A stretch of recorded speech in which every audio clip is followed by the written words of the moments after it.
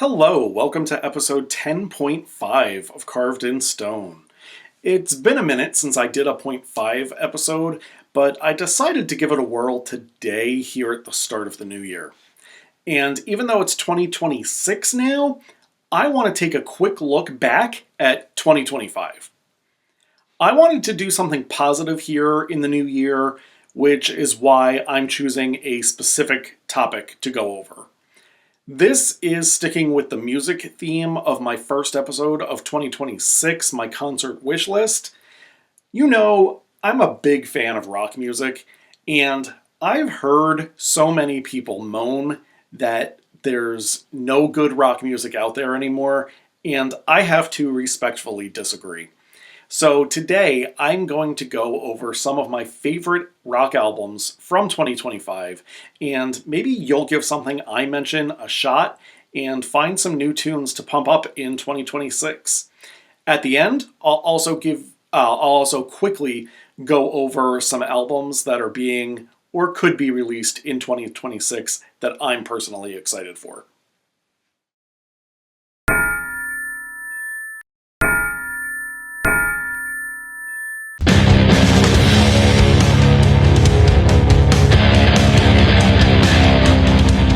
So like I said, I'm going to go over some of my favorite albums from 2025. No reason for the order. This isn't about rankings. I just want to be positive and promote the things that I like and enjoy to kick off the new year right. First, The End by Mammoth. Wolfgang Van Halen is astonishing.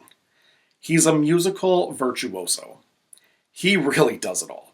He writes every song on his albums. He sings every song, and he plays every instrument on every song. Sometimes this is joked about in Mammoth videos. Check out the videos for Don't Back Down and The End to see what I mean. This is his third album. Of the three, I would actually rank this one last, but that's a far cry from an insult. It's more of a compliment to his first two albums. We're only halfway through the decade, so things can change, but Mammoth 2 is my favorite album of the 2020s thus far. As far as The End goes, the tracks I most recommend are the title track, The Spell, Better Off, and I Really Wanna. I was pretty shocked to see that I Really Wanna was released as a single. It's a great song, it's just littered with F-bombs, so I was surprised to see that. Recently, Wolfgang dropped WVH from the name. It used to be Mammoth WVH. Now it's just Mammoth, which was how I usually heard people refer to him anyway. It may have been a case of if you can't beat him, join him. I don't know. I didn't dig that deep. Obviously, he needs a band when he's touring, and I saw them open for Guns N' Roses. They were fantastic. Wolfgang is doing his late father proud. Next, Everest by Halestorm. This is Halestorm's sixth studio album, and they have hit it out of the park every time. I can listen to every one of their albums straight through without skipping a tune. Lizzie Hale's vocals are incredible.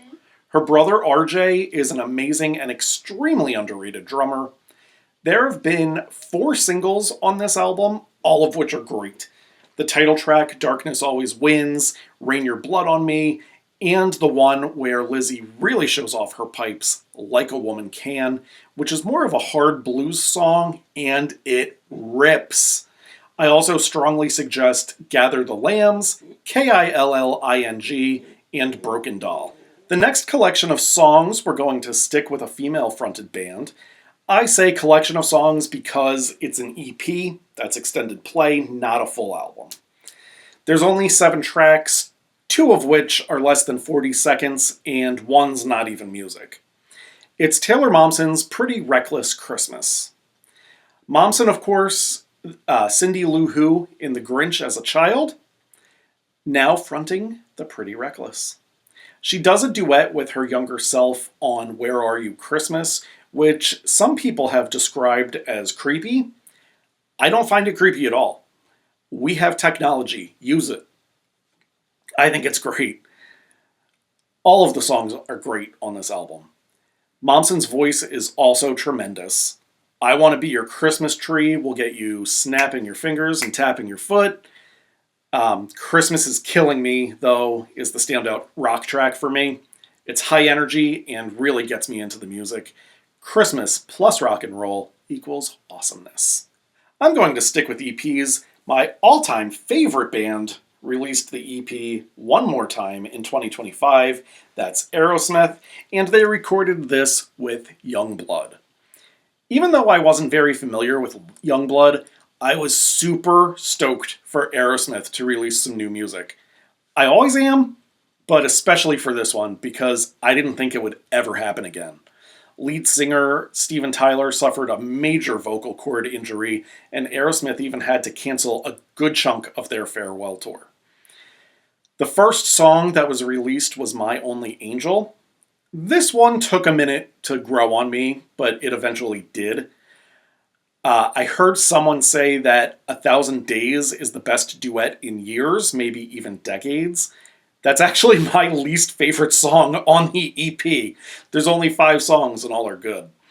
But to me, the best track is Wild Woman. Tyler kind of gets back to his Demon of Screamin' moniker on that track.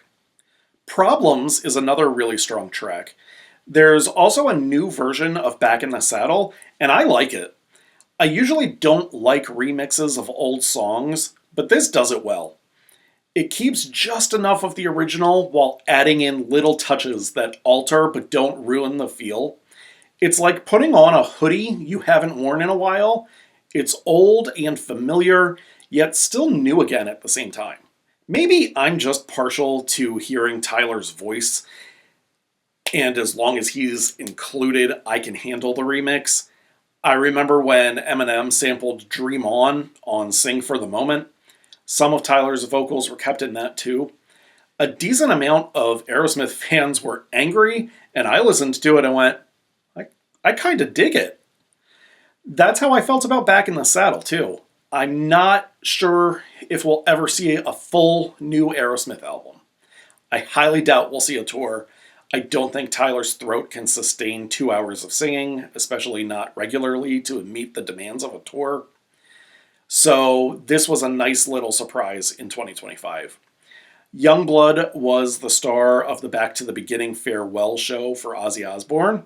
Check out Youngblood's rendition of Changes at that show if you get the chance. It was great and really blew me away. I'm not going to go too deep with the next few. Bowling for Soup released a live album, A Hangover You Definitely Deserve, in 2025, as well as a deluxe edition of the album Fishin' for Woos, including 3 new editions, all of which are hilarious and amazing. Dear Megan Fox, Evil All Over the World, and My Girlfriend's an Alcoholic. Volbeat, a Danish rock band, has a unique sound, mainly thanks to lead singer Michael Poulsen's unique voice. Give all of their stuff a listen if you haven't. The 2025 release was God of Angels Trust. I love my Sleep the older I get, and Sleep Theory and Sleep Token each dropped albums in 2025. Sleep Theory with Afterglow, their first full-length album, and Sleep Token with Even in Arcadia. I was shocked to learn my wife only discovered Sleep Token about 2 months ago. They're more up her alley than mine. I already had heard some of their tunes on SiriusXM, but I didn't know, for instance, that they wore masks. Similar to Sleep Token, although not masked, I recently began listening to Dayseeker and recommend their latest, Creature in the Black Night. And I want to close it out with another band I just recently discovered, James and the Cold Gun.